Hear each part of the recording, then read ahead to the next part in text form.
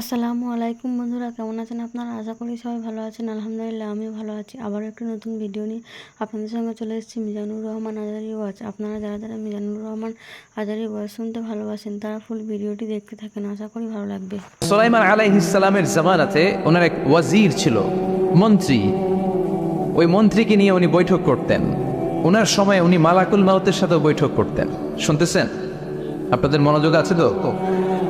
উনি বৈঠকে বসেছেন, মালাকুল মাউতও বসা, ওয়াজিরও বসা। হঠাৎ মালাকুল মাউত ওয়াজিরের দিকে বড় বড় চোখ করে তাকাচ্ছে। বড় বড় চোখ করে তাকানোতে ওয়াজির ভয় পেয়েছে।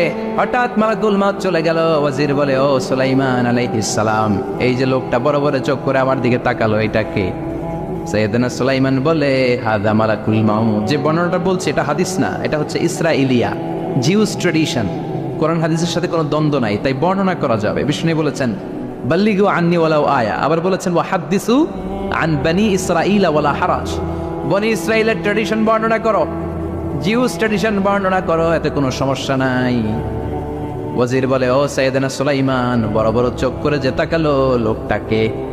সাইয়েদনা সুলাইমান বলে, হাদা মালাকুল মাউত, এটা মৃত্যুর ফেরেশতা। ওয়াজিরের কলিজায় পানি নেই। এটা কি ফেরেশতা? শুনে তো পিলে চমকে গিয়েছে। কয় কি? মালাকুল মাউত তো আমার চিনা ফেলাইছে, বাড়ি চিনে ফেলছে আমার খবর আছে। সাইয়েদনা সুলাইমান আলাইহিস সালাম জিনদেরকে দিয়ে কাজ করাতেন, মেঘমালাকে দিয়ে কাজ করাতেন। বিশাল সিংহাসন নিয়ে পৃথিবীর প্রাচ্য থেকে পাশ্চাত্যে ঘুরে বেড়াতেন।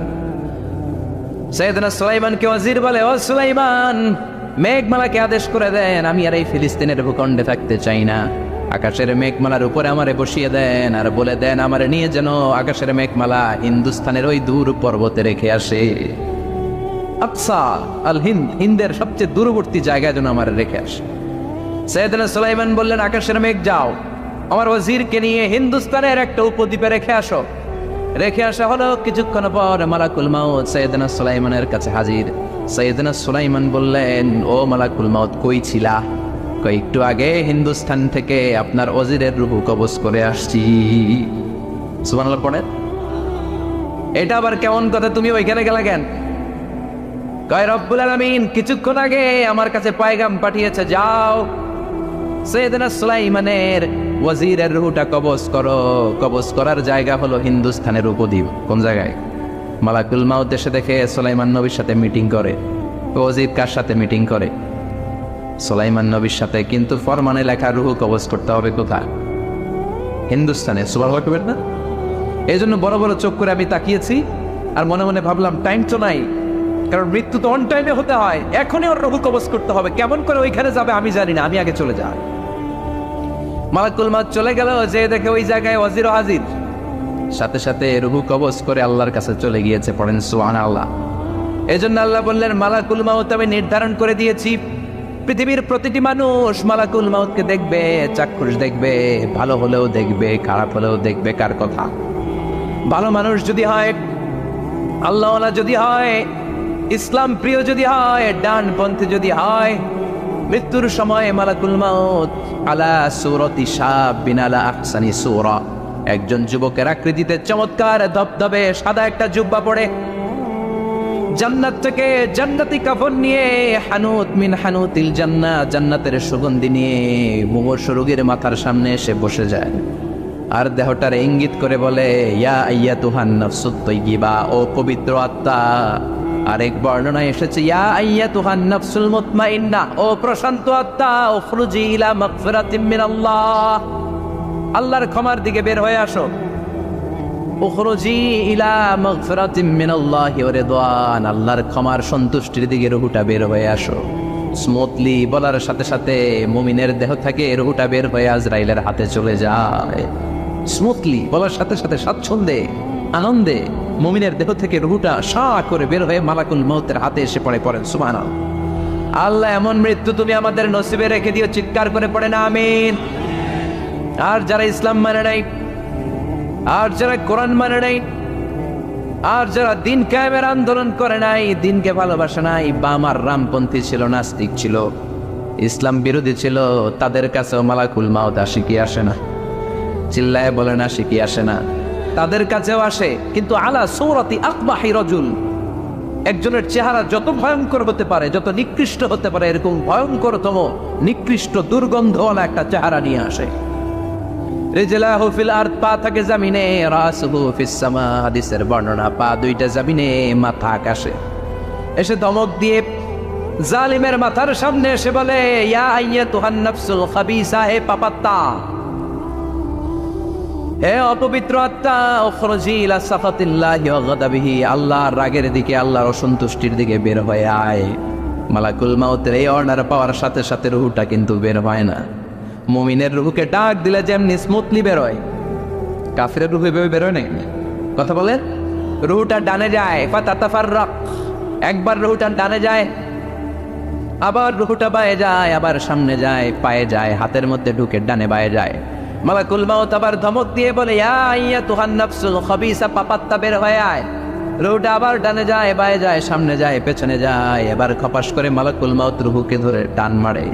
সারা দেহটা থেকে প্রাণ রস সিক্ত করতে করতে দেহ থেকে রুহুটাকে টেনে হিচড়ে বের করে আনে। আর মুমূর্ষ রোগীটা চিৎকার মারতে থাকে, পড়েন না আউযুবিল্লাহ।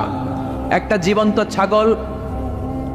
জীবন্ত ছাগলের চামড়াগুলো জবাই না দিয়ে কেউ যদি টেনে টেনে বের করে,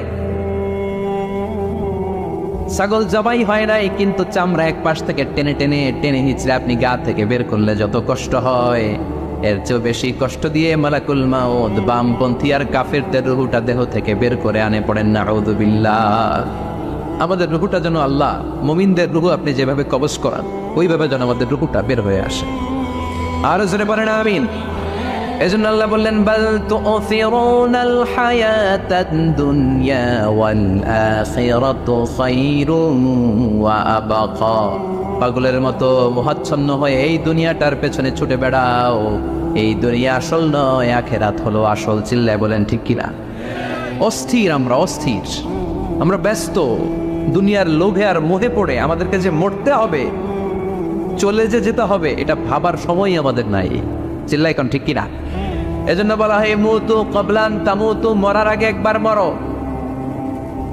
হাসিবু ক্বাবলান তুহাসাবু আলাইক, তোমার হিসাব কিয়ামতের দিন করার আগে তুমি তোমার হিসাব করো।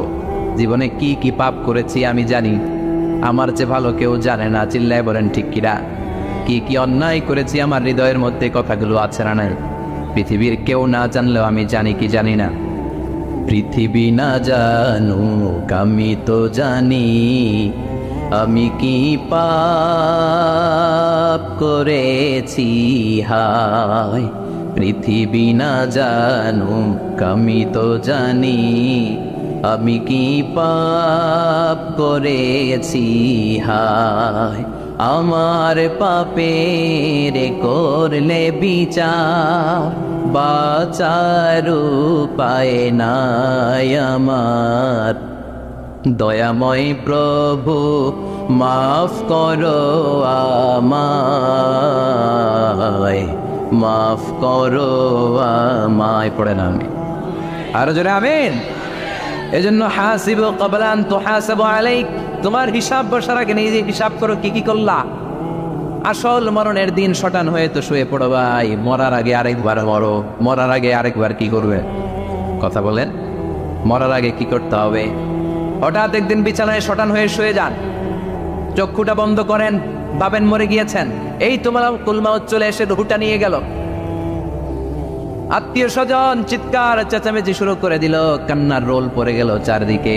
মাইকের মধ্য দিয়ে, মসজিদের মাইকে অ্যানাউন্স হয়, অমুক এলাকার নিবাসী অমুক ভাই আমাদের মধ্যে দুনিয়ায় নাই, তার জানাজা হবে এশার নামাজের পর। সবাই এসে রুহের মাগফিরাত করেন, সবাই আপনারে দেখতে আসবে, কেঁদে কেঁদে লোকজন আপনারে কবর দিতে আসবে। চিল্লায় বলেন ঠিক কিনা? কেঁদে কেঁদে সবাই আসবে দেখার জন্য।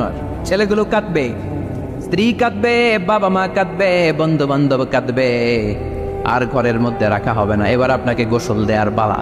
চক্ষু বন্ধ করে চিন্তার দরকার আছে না নাই? কথা বলেন। হঠাৎ করে, হঠাৎ করে শুনবি একদিন আমার মৃত্যুর খবর।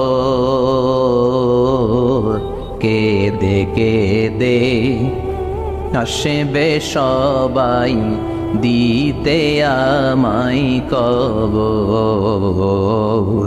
দিতে আমায় কবর। ঠিক কিনা? একটু চোখটা বন্ধ করে ভাবেন, আপনাকে গোসল দেওয়া হবে, জামাগুলো খোলা হবে, এত টাকা দিয়ে যে দামি গোসলখানা টাইলস লাগিয়ে ঘরে বানালেন, আপনার শেষ গোসলটা কি ওই দামি গোসলখানায় হবে? লাশ যেখানে ধোয়া হয় ওই জায়গায় ধোয়া হবে, আপনাকে কাফন পরানো হবে, আপনার কলিজার টুকরা ছোট বাচ্চাটারে বলা হবে আব্বু দেখে যাও তোমার বাবারে শেষবারের মতো দেখো। আপনার বাবা মা শেষবারের মতো একটা নজর দিয়ে আপনার চেহারাটা দেখে নিবে, বন্ধু বান্ধবরা শেষবারের মতো একবার আপনারে দেখে নিবে, জানাজার জায়গায় নেওয়া হবে। হবে না এই ঘটনাটা আমাদের? হ্যাঁ, হবে কি না? হাজার হাজার মানুষ শেষ বিদায় দেওয়ার জন্য আসবে।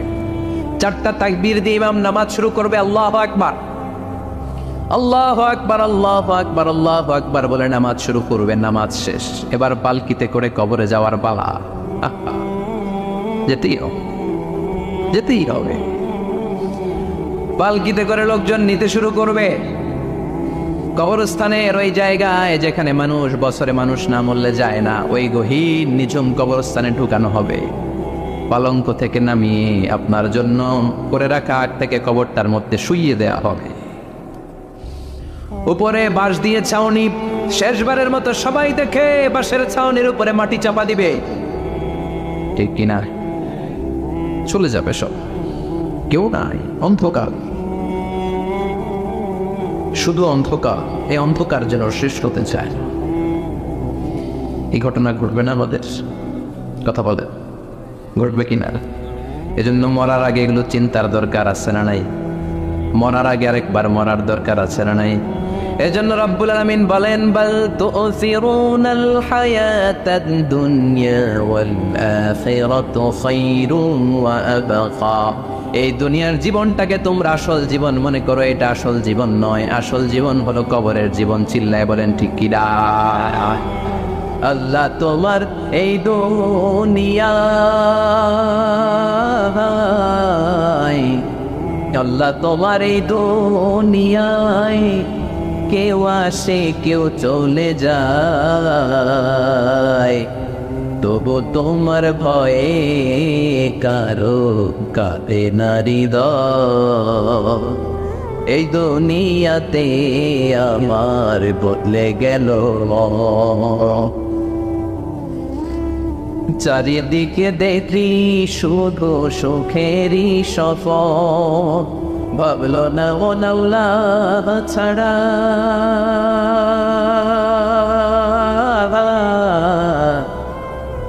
ভাবলো না মন আল্লাহ ছাড়া নেই কোনো উপায়, তবু তোমার ভয়ে কারো কাঁদে না হৃদয়। ঠিক কিনা? ঠিক কিনা? আসে আর চলে যায়। প্রতিদিন মাইকে অ্যানাউন্স শুনি অমুক এলাকার অমুক লোক নাই নাই, দাদা গেল, বাবা গেল, বড় ভাই গেল, আত্মীয় স্বজন গেল, আমাকেও যেতে হবে, এই চিন্তা মাথায় নাই। চিল্লায় কথা ঠিক কি? এজন্য লাইফটা হলো one time, one chance. Second chance আপনাকে দেয়া হবে নাকি?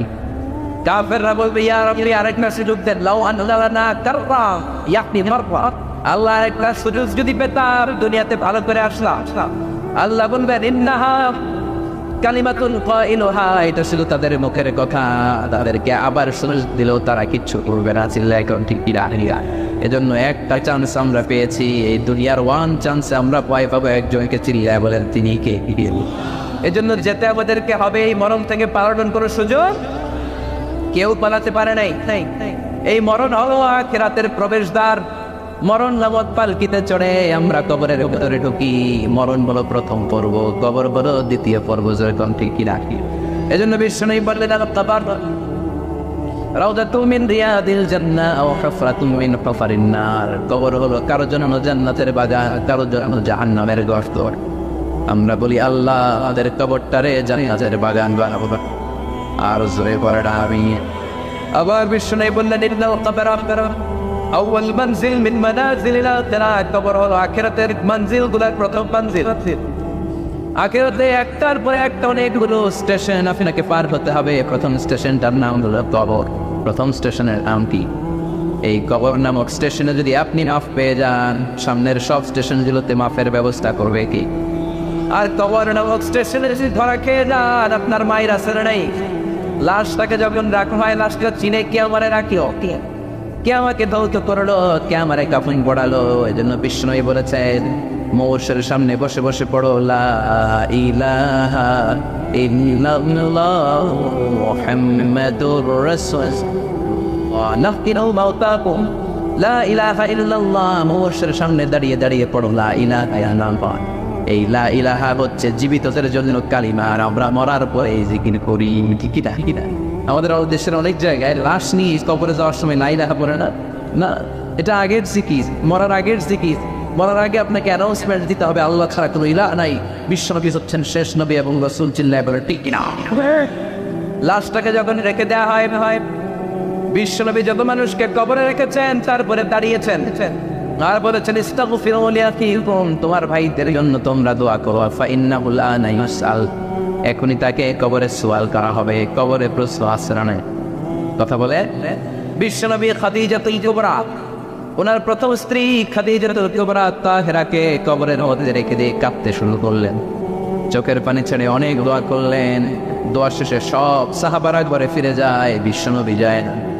সাইয়েদনা আবু বকর বললেন, ও নবী চলেন ঘরে যাই, অনেক তো দোয়া করলেন। বিশ্বনবী বললেন, আবু বকর তুমি যাও, আমি যাব না। এইটা সাধারণ মহিলা না, এটা বিপদের দিনের সঙ্গিনী খাদিজা। মক্কায় যখন আমার কেউ ছিল না, খাদিজা আমারে ভুলে নাই। 3 বছর কাফিররা আমাকে জেলখানায় বন্দী রেখেছিলাম, শিয়াবে আবি তালেবের জেলখানা। আমার স্ত্রী ওই জেলখানার জীবনেও আমার ছাড়ে নাই, আমার সাথে 3 বছর খাদিজাও জেল খেটেছে।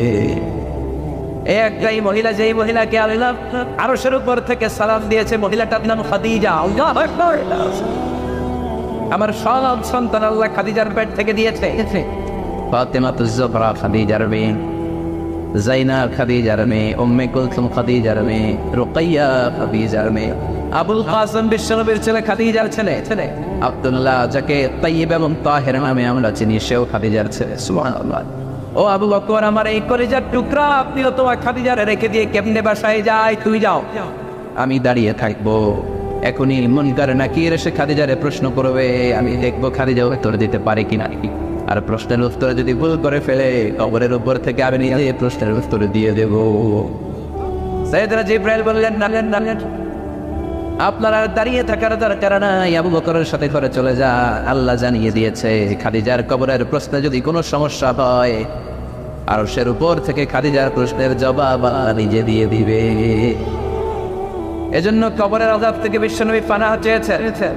বিশ্বনবী বলেছেন, আল্লাহুম্মা ইন্না নাউযু বিকা মিন আযাবিল কবর। ও আল্লাহ, কবরের আযাব থেকে তুমি আমাদেরকে বাঁচাও। পড়েন আমিন। কবরে মুমিনদেরকে 4টা প্রশ্ন করা হবে, কাফিরদেরকে 3টা প্রশ্ন। চিৎকার করে বলেন, মুমিনের প্রশ্ন কয়টা? আর জোরে বলেন। প্রথম প্রশ্ন, মার রব, তোর রবের নাম কি? আমরা কে বলবো? আল্লাহ আমারে রব, এই রব্বি আমার সব, দমে দমে তোর মনে তারি আল্লাহ। আল্লাহ আমারে রব, এই রব্বি আমার সব। পড়েন আমি। দ্বিতীয় প্রশ্ন, আমার দিন উত্তর, দিনের নাম কি? ধর্মের নাম কি? তৃতীয় প্রশ্ন, মান হাদার রাজুল, এই লোকটা কে? আমরা বলবো মুহাম্মদ সাল্লাল্লাহু। 3টা প্রশ্নের উত্তর যখন আপনি কবরে করে দিতে পারবেন, অতিরিক্ত একটা প্রশ্ন, ওয়ামা ইলম, এই যে 3টা প্রশ্নের উত্তর পাল্লা, কেমন করে উত্তর যাও? কোত্থেকে শিখেছ? নকল করে আনছো? কাফল কাপড়ে পরীক্ষা বলে নকল আছে না? হাতে নকল আছে না? পায়ে নকল, মুজার ভিতরে নকল আছে না? মোবাইলে নকল আছে না? নকল থেকে আল্লাহ আমি বাঁচাও। আরো আসতে জানাই আমি কিভাবে জানলা, কেমন করে 3টা প্রশ্নের উত্তর শিখলা? What is the source of your knowledge? তথ্যসূত্র কি? আপনাকে বলতে হবে, আমি যেই কিতাবটা থেকে শিখেছি, কিতাবটার নাম কি? চিল্লায় বলেন কিতাব। এই কিতাবটা হলো কোরআন। আপনাকে বলতে হবে, কোরআন থেকে আমি শিখেছি, বিশ্বনবীর হাদিস থেকে আমি শিখেছি। 4টা প্রশ্নের উত্তর যখন পারবেন, ওই ফেরেশতারা বলবে, আহলান সাহলান, ও সামনে কংগ্রাচুলেশন, বাহ বাহ, তুমি তো চমৎকার পেরে। ফায়ুফসাহু লাহু কবরুহু 70 যিরাআন, মুমিন বান্দার কবরটা 70 হাত লম্বা করে দেয়া হবে। ইফতাহু লাহু বাবুন ইলাল জান্নাত, জান্নাতের দিকে তার কবর থেকে একটা দরজা বানিয়ে দেয়া হবে। জান্নাতের সুঘ্রাণ ঠান্ডা বাতাস এসে তার কবরের ভিতরে ঢুকতে শুরু করবে। ইলবাসু লিবাস মিন আহলিল জান্নাত, জান্নাতীদের পোশাক তার গায়ের মধ্যে পরিয়ে দেয়া হবে। আল্লাহু আকবার। আর বলা হবে নাম কানাউবিল আরুস, বাসর রাতে বর যেমনি কনেকে নিয়ে ঘুমিয়ে যায় তুমিও একটা ঘুমে দাও। আলহামদুলিল্লাহ বলে মুমিন বান্দা আনন্দের একটা ঘুমে দিবে। ইসরাফিলের সিংগার আওয়াজ ছাড়া পৃথিবীর কোনো কিছুই তার আগে ভাঙতে পারবে না। আল্লাহ আমরাও যেন সেদিন কবর একটা মজার বন্ধ দিতে পারি, তুমি তৌফিক দাও। জোরে বলেন আমিন। এবার বামপন্থী নাস্তিক আর কাফেরদের পালা, ইসলাম বিদ্বেষীদের পালা, আলে মোলামাদের শত্রুদের পালা, ইসলামকে যারা বিজয়ী শক্তি হিসেবে মানতে পারে নাই তাদের পালা। চিল্লায় কোথায় কিনা? ওদেরকেও একই প্রশ্ন, রব কে? ওরা বলবে আমি জানি না। আমাদের উত্তর আল্লাহ। ওরা বলবে আমি কিচ্ছু জানি, আমি সব ভুলে গেছি, আমার মাফ করে আমি কিছুই জানি না। তবে আমি ইসলাম বিরোধীদের সাথে চলতাম, যারা ইসলামকে বাস দিত আমি তাদের সাথে স্লোগান দিতাম। এরকম ডাকাইত আছে না? দ্বিতীয় প্রশ্ন, আমার দিন তোমার ধর্মের না কি? কয় আমার ধর্ম নাই, আমার ধর্ম নাই, আমি খালি দুনিয়া কেউ মা চলে লো, দুনিয়া তোমারই হ্যাঁ, আমি খালি তোমা চলে তো আছে না?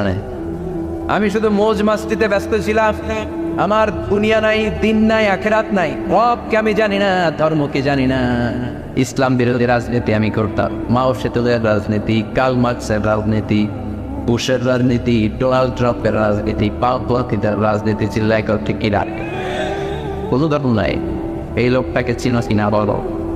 বিশ্বনবীর চেহারা দেখিয়ে বলা হবে এই লোকটাকে, কয় জানি না। এরে আমি মানতাম না, এরে আমি গালি দিলাম। এরকম জাহান্নামের নরকী আদি পরিচয়হীন চাহত সন্তান বাংলাদেশ আজকে নাই।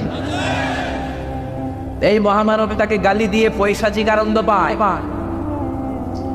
পত্রিকায় লিখে, ব্লগের মধ্যে লিখে, ইন্টারনেটে কার্টুনে বানিয়ে পয়সা শিক্ষা উক্তি করে। এগুলো জাহান্নামের গীত, এগুলো জালত সব তার বাপ মায়ের ঠিক নাই, যে একদম ঠিক না। আমার নবীরে যারা গালি দেয় এটা বাপ মায়ের ঠিক আছে? এগুলোর কোনো গোড়া আছে? এগুলোর কোনো শেকড় আছে? এগুলো আঘাত চিৎকার করে বলো ঠিক কিনা? বলবে আমি জানি না। ফেরেশতারা বলবে দাঁড়া আমরা জানি। তোর সাথে কেমন আচরণ করতে হবে আমাদেরকে ট্রেনিং দিয়ে থেকে। এবার শুরু হবে মায়ের। কি শুরু হবে? কথা বলে মায়ের। লোহার হ্যামার দিয়ে শুরু হবে। এক একটা হ্যামারের বাড়িতে মাথাটা ফেটে চূর্ণ বিচূর্ণ হয়ে যাবে। দেহটা জমিনের ভেতরে 70 গজ দেবে যাবে। ওর চিৎকারে কবরস্থানটাও থারথার করে কাঁপবে। আবার জমিনকে বলা হবে ইলতাইমি চাপা দে। জমিনে ঢুকে যাওয়ার পরে জমিনের পাশ থেকে একটা চাপা, মাটি চাপা, ডান দিক থেকে মাটি চাপা, 2 চাপায় ডান দিকের পাজর বায়ে চলে যাবে, বাম দিকের পাজর ডানে চলে আসবে। ওর চিৎকারে কবরস্থানটা থারথার করে কাঁপবে। আল্লাহ এই ধরনের পরিস্থিতি থেকে তুমি আমাদেরকে বাঁচাও। আরো চিৎকার করে এজন্য কবরের এই প্রস্তুতি নেওয়ার দরকার আছে না নাই? কোরআনের পক্ষে থাকার দরকার আছে না নাই? ইসলামের পক্ষে থাকার দরকার আছে না নাই? ইসলামী আন্দোলনের সাথে থাকার দরকার আছে না নাই? ইসলামের বিজয় চাওয়ার দরকার আছে না নাই? যে লোক ইসলামের বিজয় চায় না, যে লোক চায় না ইসলাম দিয়ে দেশ শাসিত হোক, যে লোক চায় না কোরআনটা সংসদ ভবনে নেতৃত্ব দেয়, তার অন্তরে ঈমান থাকতে পারে নাকি? চিল্লায় বলেন পারে? খেলা হবে, ফাইনাল খেলা। ওই খেলার জন্য আমরা অপেক্ষা করছি। এই পৃথিবীতে ক্ষণিকের জন্য আমরা এসেছি। হ্যাঁ, very short period of time. আসল সময় শুরু হবে সেদিন, কিয়ামতের দিনটাই। এদিন আমরা উলঙ্গ হয়ে দাঁড়াই, সূর্যটা মাথার কাছে চলে আসবে। সূর্যের তীব্র তাপে মাথার মগজগুলো গলে গলে নাকের ছিদ্র আর কানের ছিদ্র দিয়ে বেয়ে জিহ্বাটা কুকুরের মতো তৃষ্ণায় বের হয়ে নাভির সামনে এসে ছুটতেছে। কুকুর যে তৃষ্ণায়, সবাই তৃষ্ণা, ক্ষুধার হরমা, পেরেশান, চিৎকার, চেঁচামেচি, কান্না, বিলাপ। সবার মুখে একটাই আওয়াজ, আল্লাহ আমার বাসা। ওই দিনের জিকিরের নাম কি? বাসা। সবাই বলেন ওই দিনের জিকিরের নাম কি? রব্বুল আলামিন বলেন ওই কঠিনতম দিনে যদি বাঁচতে চাও দুনিয়ার মায়াকে ভুলে যাও, আখিরাতের জন্য প্রস্তুতি নিয়ে ফেলো। بل تؤثرون الحياة الدنيا والآخرة خير وأبقى। তোমরা এই দুনিয়ার জীবনটারে অনেক বড় মনে করো এটাই আসল। আল্লাহ বলে এটা আসল না, এটা নকল। আসল হচ্ছে আখিরাত, ঠিক না? এই দুনিয়ার জীবন হলো অস্থায়ী, আখিরাতের জীবন হলো চিরস্থায়ী জীবন। এই দুনিয়ার জীবনটা উত্তম নয়, আখিরাতের জীবনটা উত্তম। কাকা বল তুসিরুনাল হায়াতাদ দুনিয়া, তোমরা এই দুনিয়ার জীবনকে বড় মনে করো, দুনিয়া করো। তোমরা আব্দুল্লাহ না হয়ে আব্দুল দুনিয়া হয়েছো, আল্লাহর দাস হয় নাই, দুনিয়ার দাস হয়েছো। তোমরা দুনিয়া করো, দুনিয়াটা ক্ষণস্থায়ী, চিরস্থায়ী হচ্ছে আখিরাত। কার কথা? এজন্য আল্লাহ বললেন ওয়ালাল আখিরাতু খায়রুল লাকা মিনাল উলা। ও নবী, দুনিয়া নয় আখিরাত আপনার জন্য উত্তম। সুবহানাল্লাহ। আখিরাত এটা সেরা, এটা স্থায়ী, এটা উত্তম। দুনিয়াটা নয়। You prioritize this life in this world, but the life after death much more better than this worldly life. এই দুনিয়াকে তুমি বড় মনে করো, দুনিয়াটাই সব মনে করো। দুনিয়াটাই সব নয়, আরো বড় জগৎ আছে না নেই? এই দুনিয়াটা আসলে একটা মোটো। এটা কি একটা খেলার মধ্যে আমরা পড়ে আছি, মোহাচ্ছন্ন লোকান্ত হয়ে আছি। চাকচিক্যময় দুনিয়া থেকে এর পরীক্ষার ভেতরে পড়ে আখিরাতকে আমরা ভুলিয়ে গিয়েছি। আর আল্লাহ বলেছেন দুনিয়া নয়, শ্রেষ্ঠ বলো আখিরাত। ওই আখিরাতের জন্য তোমরা সমাজ জোগাড় করো। চিন্তায় বলেন ঠিক কিনা? আবার আল্লাহ বললেন এই দুনিয়ার জীবনটা হলো মাতাউল গুরুর, ওয়া মাল হায়াতুদ দুনিয়া ইল্লা মাতাউল গুরুর। দুনিয়ার জীবনটা হলো সাময়িক ভোগের সাময়িক ভোগের বিষয়। আজ আছে কাল নাই, হাতের ময়লা ছেড়ে দিলে সব শেষ, ঠিক না? আবার আল্লাহ বললেন এই দুনিয়ার জীবন হলো লাইবুন ওয়া লাহবুন, ওয়া মাল হায়াতুদ দুনিয়া ইল্লা লাইবুন ওয়া লাহবুন। দুনিয়ার জীবন হলো খেলতামাশা, মরলে সব শেষ হয়ে যাবে। চিল্লায় বলে ঠিক কি ডাক? ওরে এভাবের রঙ্গ হবে যে ভঙ্গ, সবই সাধেরই অঙ্গ তোমার মাটিতে মিলাবে, জন্মিলে মরিতে হবে, ঠিক কিনা? মাটিতে মিলিয়েছ কিছু লাশ হয়ে যাবে, খুঁজেও পাওয়া যাবে। আবার আল্লাহ বললেন এই দুনিয়ার দৃষ্টান্ত হলো কামা ইন আনজালনাহু মিনাস সামা। এই দুনিয়ার জীবন আকাশ থেকে পাঠানো পানির মতো। এই পানি দিয়ে দুনিয়াতে গাছ হয়, একদিন গাছগুলো মরে যায়, খুশি হয়ে যায়, বাতাসের এক ঝাপটায় খুশিগুলো বই যায়, খুঁজেই পাওয়া যায় না, ঠিক কি না? কোথায় যে চলে যাবে এই দুনিয়ার জীবন খুঁজেই পাওয়া যাবে না। টিকে থাকবে, অবশিষ্ট থাকবে, আজীবনের জন্য অপেক্ষা করবে এক টাকা, সেটা হচ্ছে আখিরাত। চিন্তা করেন ঠিক কি না? আমরা লোভের মধ্যে পড়ে আছি, মহাচ্ছন্ন। কখন যে ডাকে চলে আসবে আমরা জানি। চিল্লায় বলেন জানি। একদিন মাটির ভেতরে হবে ঘরে ওনামার, কেন বান্ধ দালান ঘরে মোনামার, কেন বান্ধ দালান ঘর। প্রাণ পাখি উড়ে যাবে পিঞ্জর ছেড়ে, ওরা দালে সবই রবে, তুমি যাবে চলে। বন্ধু বান্ধব যত, মাতা পিতা দ্বারা সত, সবই হবে তোমার পরে মোনামার, কেন বান্ধ দালাল নর।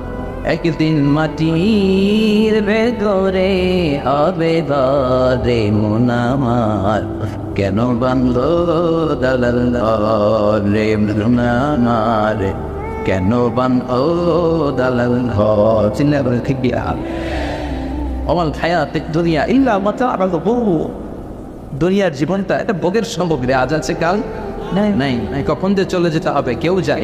আপনাদের এই মাহফিলে আসার আগ দিয়ে এই কিছু সামনে কি রাস্তা যেন বলে থাকে, এই করলিয়া বাস স্ট্যান্ডের এদিকেই আমার প্রাইভেট কার যখন যাচ্ছে, আমরা যখন যাচ্ছি হঠাৎ করে আরেকটা গাড়ি এসে একজনকে ধাক্কা মারলো, মুন্ডা গেল একদিকে, সে গেল এক। হঠাৎ দেখি মাথা দিয়ে ফিনকি দিয়ে রক্ত বেরোচ্ছে। আচ্ছা, আমার গাড়ির আলো দেখা যাচ্ছে, ফিনকি দিয়ে রক্ত। এরকম রাস্তার পাশ দিয়ে রক্ত বেয়ে বেয়ে মুহূর্তের মধ্যে এক ঢাকায় নাই। তার কত চিন্তা ছিল, কত প্ল্যান ছিল জীবন জীবন, সুন্দর সংসার পোষায়, বাবা মা মুখ খুশি করবে, সমাজের জন্য অনেক কিছু উপহার দেবে, সামনে নির্বাচন আসতেছে, এটা নিয়ে তার মাথায় টেনশন ছিল না। কে আসবে অত্যায়, কত সব, কত আমের, কিন্তু নাই, আঙুল করে দিল কে। আজকে রাতে আমাদের এরকম করতে পারে কি পারে না?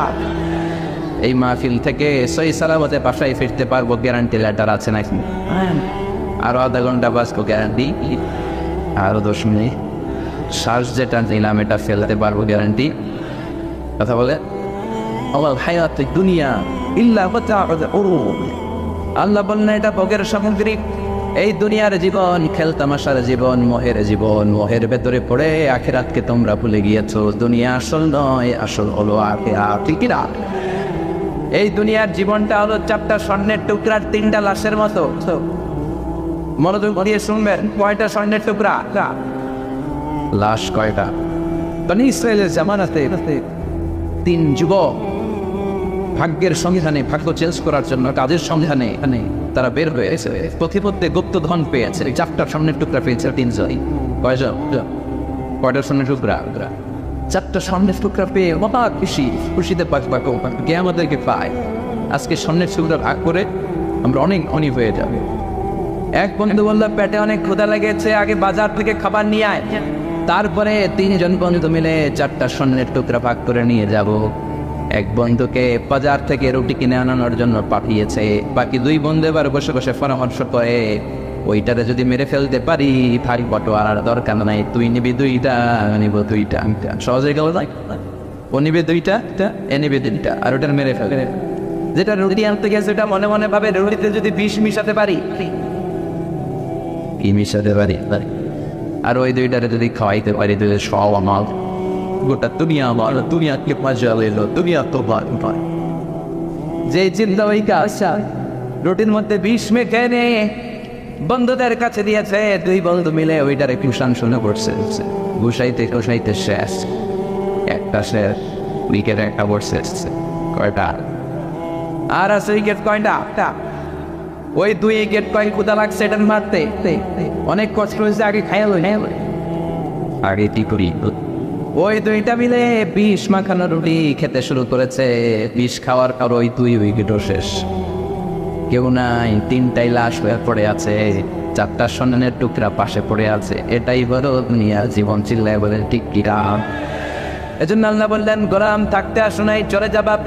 কুল্লু নাফসিন যায়িকাতুল মাউত সুম্মা ইলাইনা তুরজাউন। সবাইকে মরতে হবে, কেউ থাকবে না।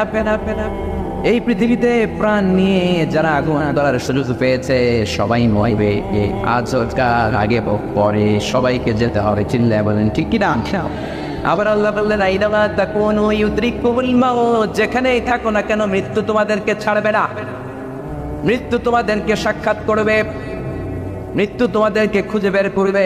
যদিও শুধু আকাশ পানে পালাও সেথায় লাগিয়ে সিঁড়ি, আকাশের উপরে যদি বিশাল সিঁড়ি লাগিয়ে 4র্থ আকাশে চলে যান, চাঁদের মধ্যে বাড়ি করেন, মঙ্গল গ্রহে বাড়ি করেন, ওই জায়গায় মালাকুল মউত আপনারে খুঁজে পাবে। তাহলে চাঁদেও খুঁজে পাবে। মঙ্গল গ্রহে যদি যান, স্যাটেলাইট, আমাদের একটা বঙ্গবন্ধু স্যাটেলাইট চ্যানেল লঞ্চ করা হয়েছে না, ওইখানে গেলে তো আর নাই কথা বলে। আল্লাহ বললেন ওয়াজাআত সাকরাতুল মাউত বিল হক, মৃত্যুর কষ্ট তোমাদের ছাড়বে না, যেখানেই তোমরা থাকো না কেন মৃত্যু ঠিকই তোমাদের পাকড়াও করবে। চিল্লায় বলেন ঠিক কিনা? আবার মৃত্যুর একটা নির্ধারিত সময় আছে, ওই সময় যখন আসে 1 সেকেন্ড আগেও আসে না, পরেও আসে না। কার কথা? লিকুল্লি উম্মাতিন আজালুন ফাইযা জাআ আজালুহা লা ইস্তাখিরুনা সাআতান ওয়া লা ইস্তাকদিমুন। মৃত্যুর জন্য একটা নির্ধারিত টাইম আছে, টাইমটারে বেঁধে দিয়েছে কে? ওই টাইমটা যখন চলে আসে 1 সেকেন্ড আগেও আসে না, 1 সেকেন্ড পরেও আসে না, অন টাইম আসে। কিভাবে আসে? On time. তখন বলেন, সবাই বলেন অন টাইম। আরো জোরে বলেন। Death will come on time. Death is never late. মৃত্যু যখন আসে অন টাইমে আসে। নির্ধারিত একটা সময় আসে, ওই সময়ের আগেও আসে না, পরেও আসে না, 1 সেকেন্ড আগেও আসবে না, পরেও আসবে না। মনে করেন আপনাকে রব্বুল আলামিন 60 বছরের হায়াত দিয়েছে, আপনার বয়স এখন 50 বছর, আরো বাকি কয় বছর? এখন গোটা বিশ্বের সবাই মিলে যদি আপনারে মারতে চায়, কিছু বলতে পারবেন? কথা বলে আবার রব্বুল আলামিন আজ রাত 12টায় আপনার হায়াত কেড়ে নেবে। মালাকুল মউত এসে রূহ কবজ করবে। দুনিয়াতে আর থাকার কোনো পারমিশন আপনার নাই, থাকার কোনো সুযোগ নাই। গোটা বিশ্বের সবাই মিলে যদি আপনারে রাখতে চায়, রাখতে পারবে না। কথা বলে চলে যেতে হবে। এই পৃথিবীতে আসার একটা সিস্টেম থাকে, যাওয়ার কোনো সিস্টেম ঠিক কিনা? আসার সময় আগে আসছে আমার দাদা, তারপর আমার বাবা, তারপরে আমি, তারপরে আমার ছেলে, তারপরে আমার নাতি, তারপরে তার ছেলে, ঠিক কিনা? তার মানে আসার একটা সিরিয়াল আছে, যাওয়ার কোনো সিরিয়াল আছে নাতি? কথা কন নাকি সিস্টেম দাদা আগে আসছে, দাদাই আগে যাবে, নাতি যেতে পারবে? আর তোর বলে দাদার আগে নাতি মরে, এরকম আছে না নাই? মায়ের আগে মেয়ে যায়, আছে না নাই? মুরব্বী বাজানেরা বেঁচে থাকে, আমাদের মতো যুবকগুলো অ্যাক্সিডেন্টে মারা যায়, আছে না নাই? আবার অসুস্থরা বেঁচে থাকে, সুস্থরা মরে যায়, আছে না নাই? হাসপাতালে রোগীগুলো বেঁচে থাকে, ডাক্তার মরে যায়, আছে না নাই? উখিয়া তো ডাক্তার মরে না, মরে দিকেও ডাক্তার নয়, ওনারা না বাসায় মানুষে। হ্যাঁ হ্যাঁ, আল্লাহ বাঁচায়, ডাক্তার হচ্ছে ওয়াসিলা, চিল্লা এখন ঠিক কিনা?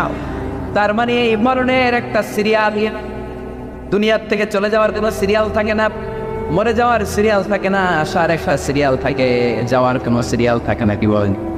যদি বলেন আবার চলে যাওয়ার কোনো ভরসা নাই, 1 সেকেন্ডের মধ্যে সব হয়ে যায়। একটা সঙ্গীত আছে না, 1 সেকেন্ডের নাই বরিশা, রঙ্গ হবে রং তামাশা, চক্ষু জুজিলে হায়রে তম ফুরাইলে, চিল্লা বলে দেখিরা হায়রে মানুষ রঙিন ফানুষ দম ফুরাইলে, তবু তো ভাই দারুরি নাই একটুখানি। কথা কয় হায়রে মানুষ রঙিন ফানুষ, রঙিন ফানুষ, হায়রে মানুষ, চিল্লা বলেন ঠিক কিরা? যে কোনো সময় চলে যায়। এই গানের যিনি সিঙ্গার ছিলেন, আমরা তখন ছোট, ফিরোজ শাহ বা ফিরোজ শাহ না, 1 সেকেন্ডের তাই ভরসা, ভঙ্গ হবে রং তামাশা, চক্ষু বুঝিলে হায়রে গল ফুরাই। এই গানটা উনি গাইতে গাইতে স্টেজে মারা গিয়েছেন, দেখেন নেই? মুরব্বীরা জানবে। তার মানে মৃত্যুর গান গেতে গেতে অনেকে মৃত্যুবরণ করে, এরকম আছে না নাই? অনেকে খাওয়ার টেবিলে বসে মারা যায়, আছে না নাই? ফুটবলার ফুটবল খেলতে খেলতে মরছে, দেখেন?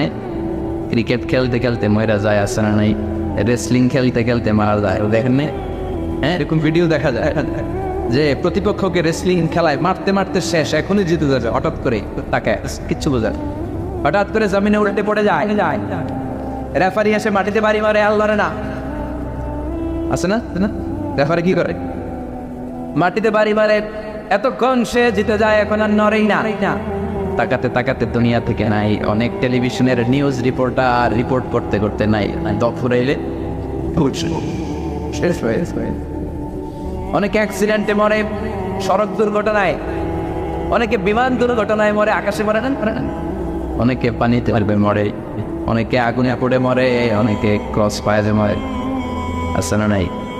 আবার অনেকে রাত্রিবেলা বিছানায় ঘুমোতে যায়, সকালে আর উঠে না। কত ধরনের মরেন। আল্লাহ তুমি আমাদেরকে ভালো মরণ দিও, ইমানি মরণ দিও।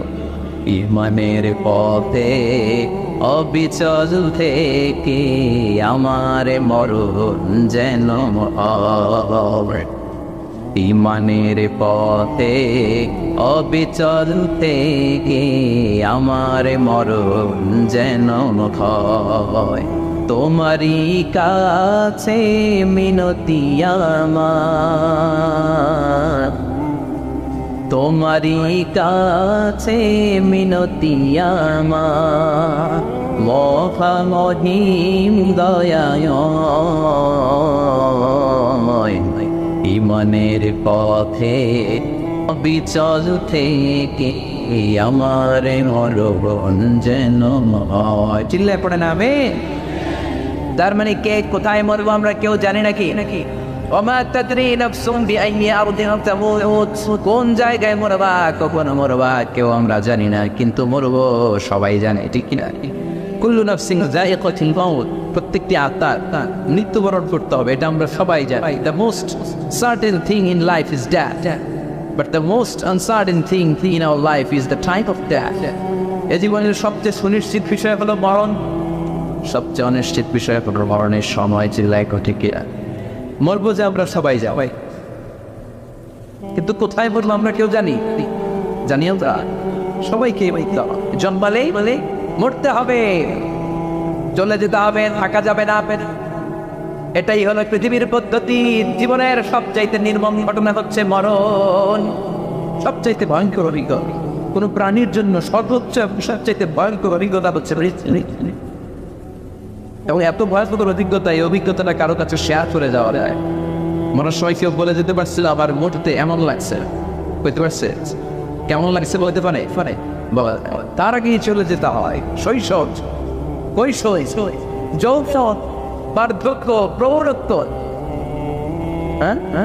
বয়সের ছাপ, কালো চুল দাড়ি সাদা হয়ে যাওয়া, দাড়ি চুলের শুভ্রতা, দুর্বলতা।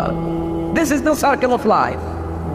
ছোট্ট ছিলাম, বড় হলাম, সিঙ্গেল ছিলাম, ডবল হলাম, তারপরে বাবা হলাম, তারপরে শ্বশুর হলাম, তারপরে নানা হলাম, তারপরে চলে যেতে হবে। This is the circle of life. চিল্লা বলে ঠিক কিনা? এই যে মুরব্বীরা, দাড়ি পাকা মুরব্বী যারা আছে, আপনারা কি মনে করছেন মায়ের পেট থেকে মুরব্বী হয়ে বেরিয়ে কিরকম বের হয়েছিল?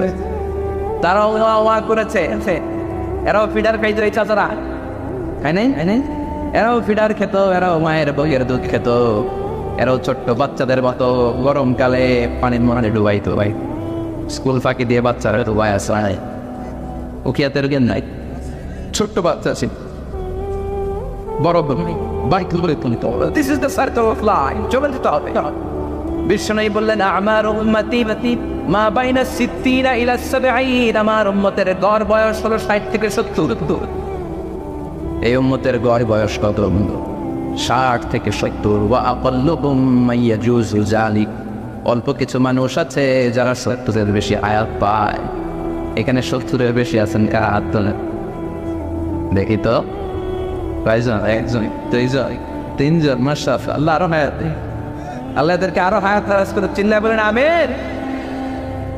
তার মানে আমার উম্মতি মা বাইনা 60 ইলা 70। বিশ্বনবী বললেন এই উম্মতের গড় বয়স 60 থেকে 70, আর 70-এর বেশি হায়াত হবে। ওয়া আকাল্লুহুম মাইয়াজুজু যালিক। ভিডিওটি ভালো লাগলে একটি লাইক, কমেন্ট ও শেয়ার করে পাশে থাকবেন বন্ধুরা। যারা শেষ পর্যন্ত ভিডিওটি দেখেন তাদের জন্য অনেক ভালোবাসা থাকলো বন্ধুরা। আরও নতুন ভিডিও পেয়ে চ্যানেলটিকে সাবস্ক্রাইব করে পাশে থাকবেন বন্ধুরা। ভালো থাকবেন, ধন্যবাদ।